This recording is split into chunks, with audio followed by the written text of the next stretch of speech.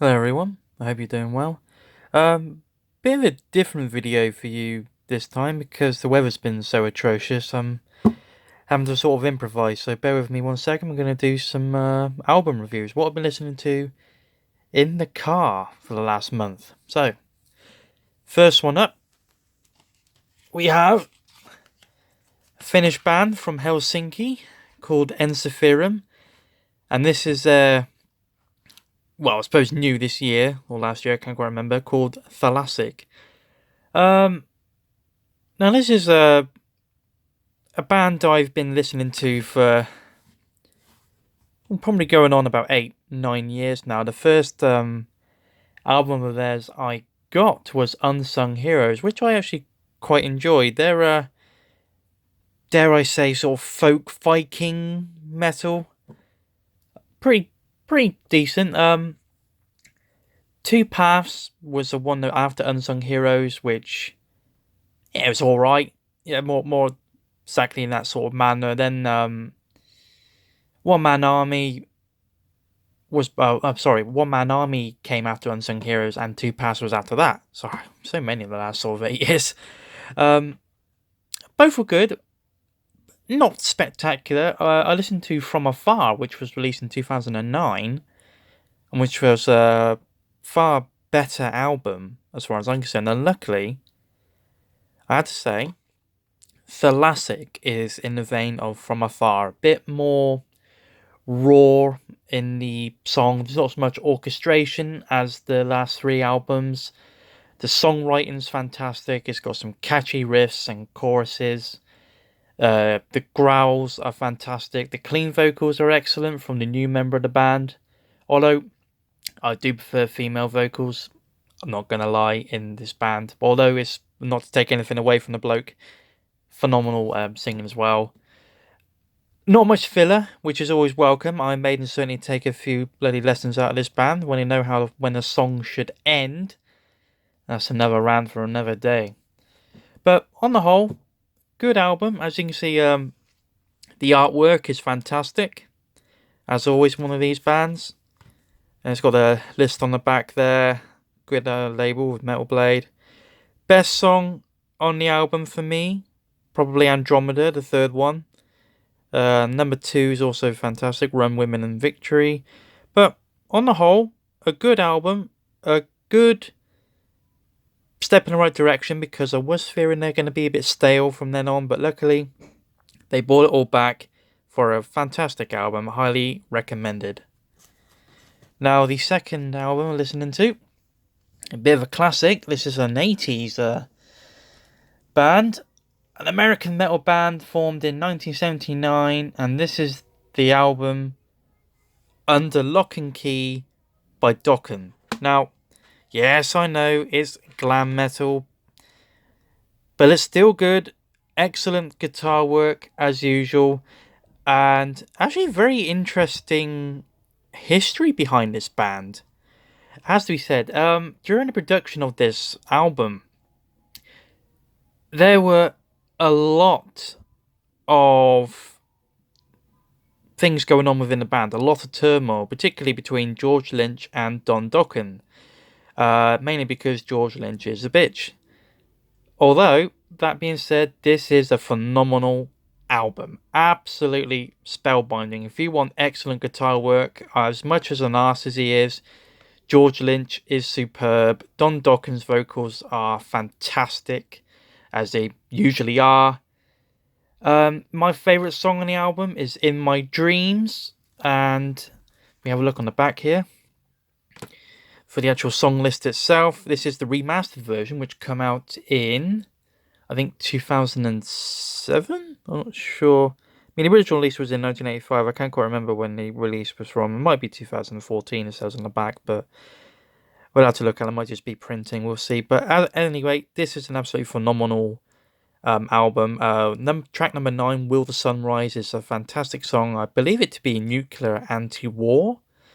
Not entirely certain on that one, but again, recommended album. It's a bit different to your normal was a fair for albums, but again, I was very reluctant to get into like the glam metal scene, but I will be honest, I'm glad I did. I took the plunge, and I'm not disappointed. There's been some excellent material from bands like Dokken. You do get your terrible ones, like your Poisons or Extremes. They can all jump off a cliff as far as I'm concerned, but again, recommended album. And next on the list, this is particularly one if you have your girlfriend in a car, I highly recommend you put this on. Marduk, Panzer Division Marduk. Now this is the 2008 reissue, and this is a different album cover. This is obviously a Panzer on the front, retaining the World War II themes that the band often has. They're a Swedish band formed in 1990 and I apologise to any of my Swedish audience here. Norrköping. Feel free to correct me in the comments if you wish. What to say about this album? It's as heavy as brass balls, has to be said. The song titles are very, very interesting. In fact, let's have a look, shall we? My favourite song on the album is Christ Raping Black Metal, which is track number 3. I told you they're very interesting albums. The last one I shall leave unmentioned. But again, fantastic albums. Like I said, put it on for your lass in the car. I'm sure she'll enjoy it. Some fantastic vocals from Morgan. I can't remember his last name. Anyway, Morgan, that's his first name. Brilliant as always. Thunderous riffs, as per usual, which is for black metal is actually rather quite polished sound. Or it doesn't sound like a chorus of angry bees recorded on a potato. So, as per usual, great album from Marduk. Again, great album. Will highly recommend this one. Probably one of my favourite albums from Marduk, actually. Is a very good song. Now, moving on to the last one.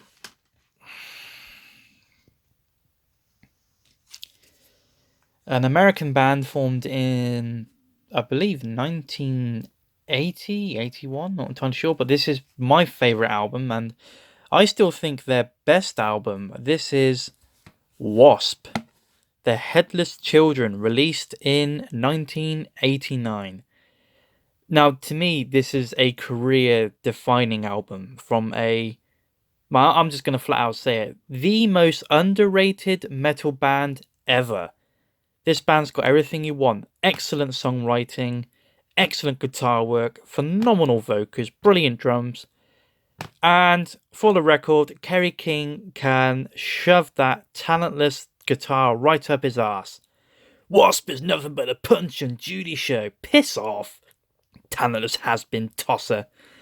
Anyway, anyway, moving on.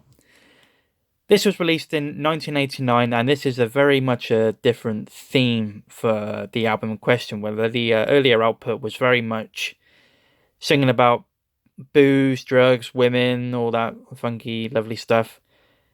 This one was far more political. In fact, it's anti-nuclear war. In fact, the actual song title itself, The Headless Children, is an anti-nuclear war song, which is absolutely fantastic. My favourite song on the album is track number 10, Rebel in the FDG. Phenomenal song. It's got everything you want. There's the band on the back. There's Blackie Lawless, Chris Holmes, and whoever that one is.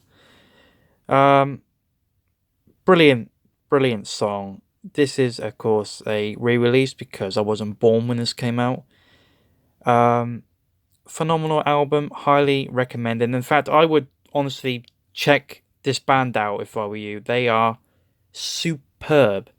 Chris Holmes has a unique guitar tone that is... I'm still yet to hear anything like it.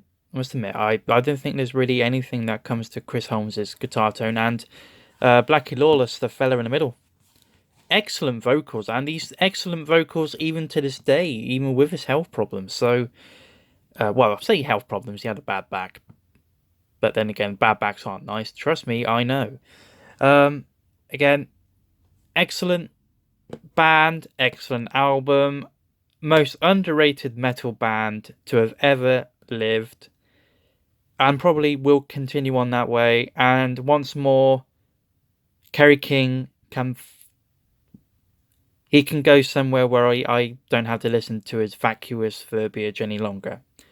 So again, I hope you enjoyed this, everyone. I know it's a bit different, but you have to improvise. I mean, to say it's raining would be an understatement. They're going to turn into Atlantis at this rate. Anyway, stay tuned. We'll come up with the next video hopefully by the weekend.